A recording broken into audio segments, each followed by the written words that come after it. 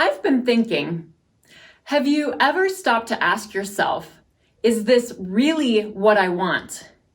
Have you ever felt caged by your own life? Today, we will explore that with the secondhand advice from the book Untamed by Glennon Doyle.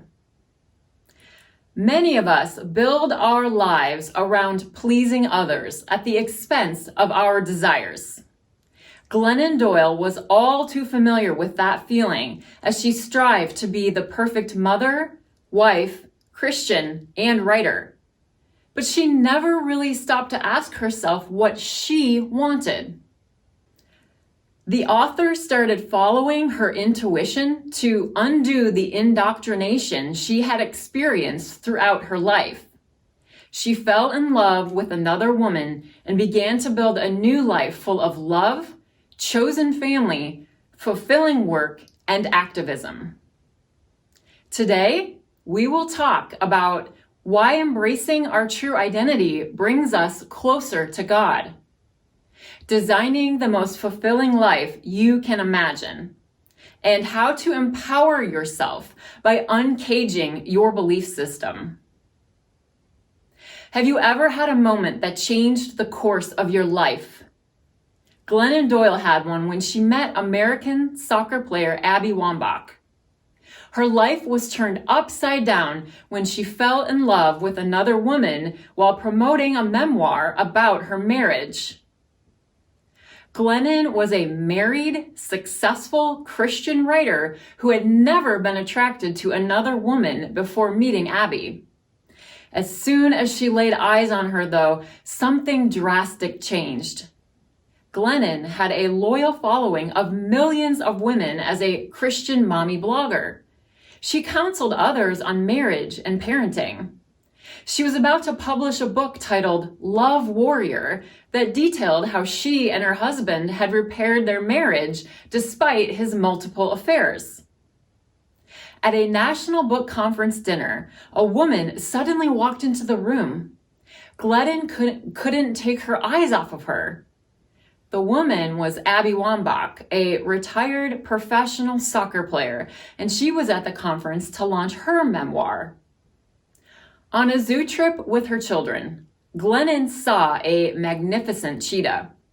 The wild animal in captivity was reduced to chasing after a fluffy toy animal as entertainment for the crowds. The cheetah became docile due to living its life in a small cage.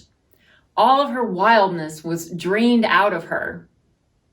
Glennon recognized herself while watching this cheetah. She had distorted herself into smaller and smaller cages to become the perfect woman and had lost touch with her untamed nature. When she was a child, she'd play freely, follow her impulses, and was never self-conscious. But by the age of 10, she realized that she needed to comply with cultural messages about how a good girl should look and act. She began to buy into the notion that she should be compliant and pleasing, as well as beautiful and thin. Her goal was always to be good. She did her best to be a good wife, good mother, and a good Christian. As she pursued being good, she lost a vital connection with who she was. She became depressed, anxious, and eventually bulimic. Bulimia, drinking, and taking drugs were ways of numbing the pain and drowning out her feelings. These addictions dulled her senses to her constant anxiety and discomfort. She recognized that in pursuing goodness, she was creating unhappiness and despair. She recalls the Steinbeck quote, "And now that you don't have to be perfect, you can be good." She refuses both of those ideals and instead believes a better mantra is, "And now that we don't have to be good, we can be free." She got pregnant when she was 26 and realized she would have to change her life completely. She got sober, and this gave her her life back. However, she still needed to shed the sexist cages that still contained her. Glennon knew that if she wanted to be with her true love, Abby, she'd have to leave her husband. She was terrified because there was no promise that things would be better on the other side, and breaking up her family went against everything she had been told about being a good mother. Thinking about how she would counsel one of her daughters if they were in the same situation helped her sever her doubts. She was using her children to justify staying in an unhappy marriage and was inadvertently teaching them that women should repress their needs and desires and become martyrs for their families. She would never want the same fate for her daughters. Glennon decided to put her desires first and was no longer willing to be trapped in an unhappy marriage. She still had to publicly come out to the millions of her fans who admired her Christian values. She posted on Facebook that she and Abby had fallen in love and they were building a new family dynamic. She spoke about how sometimes the best way to save your family is to get a divorce. She now had to build a new life for herself, but didn't know how. The motto, "Be still," encouraged her to retreat in silence for 10 minutes a day to listen to her intuition. The wisdom she received from this stillness guided her to question the core beliefs instilled in her since childhood. She would ask herself, "Do I believe this, and is it true for me?" Glennon's new relationship with Abby affected all aspects of her life, but mostly how she approached her religion. How could she reconcile both being a member of the Christian community and being in a relationship with a woman? These identities seemed to conflict. After studying the Bible and being captivated by Jesus' dedication to social justice, she saw no contradiction between being a person of faith and being with a woman. She believes God lives inside her, and falling in love allowed her to reconnect with her inner faith. When she got sober, she became more attuned to her own pain. She recognized that accepting pain and suffering allowed her to live fully. She had been numbing her pain and fear with alcohol for years. When she finally started to confront it, she realized that pain is fuel for revolution. She remembered a motto she'd seen that said, "We can do hard things." She began to turn towards her pain instead of away from it. This allowed her to open up and empathize with the broader world around her. She was more attuned to the social injustices plaguing our world and our country, and she used heartbreak to motivate herself and others into action.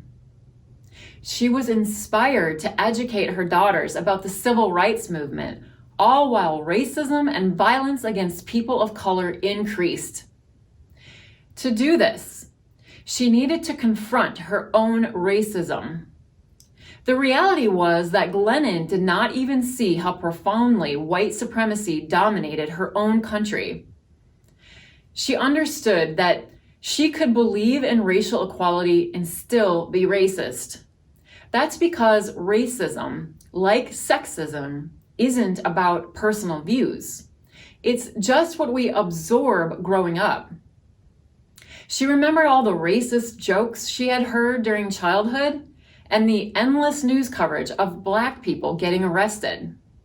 She had been raised on a diet of racist images, teaching her to believe that Black men are criminals and Black women are insignificant.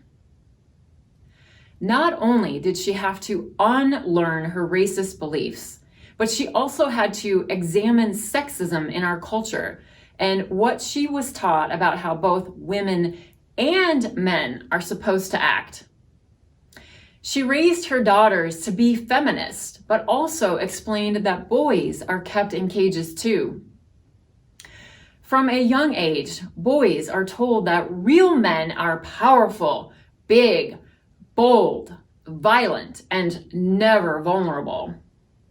Young girls are still taught that real women are pretty, passive, small, quiet, desirable to men, and accommodating to others. However, these are just gender traits that society slapped a label on. She regretted having neglected her son's sensitivity in the same manner as she did with her daughters, and not requiring him to do chores in the same way her daughters did. Glennon noticed the stark contrast between how each gender should act when she looked at the products in her children's bathrooms. Each was marketed so differently. The men's bath products were verb-heavy and hard-hitting. They were telling boys and men what they should do. Women's products were marketed quite differently. They were filled with soft adjectives describing to women what they should be. Fundamentally, women are getting the message that they should change who they are. She saw this messaging on behavior play out when she asked her teenage children if they were hungry. Without any hesitation, the boys said yes. In comparison, the girls looked at each other for a while before one finally said, "We're fine, thank you." This is a prime example where the boys looked inside themselves for answers and could be who they wanted to be, while the girls had to look outside themselves and think about what they are supposed to be. Girls first learn how to please. When a woman finally learns that pleasing the world is impossible, she is free to learn how to please herself. Women are convinced that the best way to love their family, partner, and community is to lose ourselves in service to them. Glennon had to unlearn that selflessness is the pinnacle of womanhood. Today, she's living the life of her dreams because it's the one she designed and not the life she was told she should have or want. Glennon feels like she can stop repressing the fire inside her as she rediscovered her wild, untamed heart. As she so eloquently stated, "You are here to decide if your life, relationships, and world are true and beautiful enough for you. And if they are not, and you dare to admit they are not, you must decide if you have the guts, the right, perhaps even the duty to burn to the ground that which is not true and beautiful enough and get started building what is." Let's review. We all have a wild, untamed spirit inside of us. It becomes caged when we try to tame it by pleasing others instead of chasing our own desires. To break free, we need to start listening to our inner voice by tuning into our intuition. We should all question the societal and cultural beliefs we've internalized since childhood. We will never change the fact that being human is hard. So we must change the idea that it was ever supposed to be easy. Do you trust your intuition and inner wisdom? What beliefs have you had to unlearn? Comment below with your best advice. Please be sure to like and subscribe as well. And thank you for watching. Allow me to stand on my soapbox for a minute. The beauty industry convinces us that we need to change everything about our appearance. Our thighs should have a gap between them. The hair on our head should be down to our butt, but below the neck, we should be as smooth as a dolphin. Our skin, frizz, fingernails, lips, eyelashes, leg hair, and wrinkles are repulsive and must be removed or manipulated. Your lips should be fuller, your eyelashes should be a mile long, and your nails should always be freshly painted. Oh, and whatever hair color you were born with, it's wrong. It needs to be lightened or darkened and highlighted either way. Definitely highlighted. There is nothing wrong with wanting to look and feel beautiful. The problem is when we believe that our worthiness depends on it. Thank you.